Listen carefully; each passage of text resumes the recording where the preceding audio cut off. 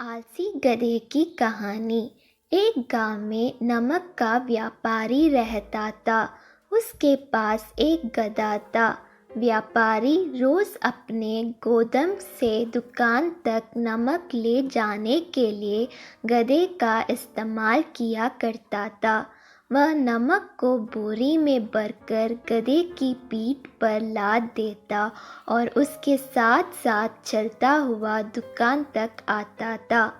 व्यापारी का गधा आलसी प्रवृत्ति का था। काम से बचने के लिए वह नित नए उपाय सोचता रहता था।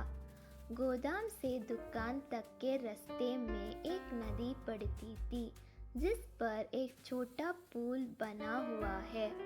एक दिन नदी पर बने पुल पर चलते समय अचानक गधे का पैर फिसला और वह नदी में जा गिरा। नदी के पानी से नमक की बोरी भीग गई। जब तक व्यापारी ने गधे को पानी से निकला, तब तक बोरी में भरा बहुत सारे नमक घुल चुका था।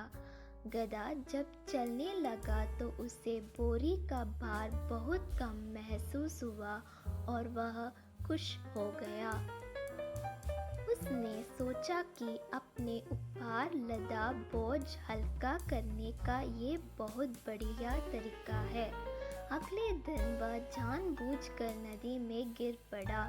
नमक पानी में घुल जाने से बोरी का वजन फिर कम हो गया। उसके बाद से वह हर रोज ऐसा ही करने लगा। रोज रोज गधे की ये हरकत देखकर व्यापारी उसकी चालाकी समझ गया। उसने गधे को सबक सिखाने का फैसला कर लिया और अगले दिन बोरी में नमक के स्थान पर रूही भरकर गधे की पीठ पर लाद दिया। रूही हल्की थी। इसके बाद भी आलसी गधे ने सोचा कि क्यों ना रोज की तरह नदी के पानी में गिरकर इस वजन को हाथ कम कर लिया जाए। इसलिए वह जानबूझकर नदी में गिर पड़ा। लेकिन इस बार बोरी में नमक नहीं बल्कि रूही थी। पानी में भीगकर रूही का वजन कई गुना बढ़ गया।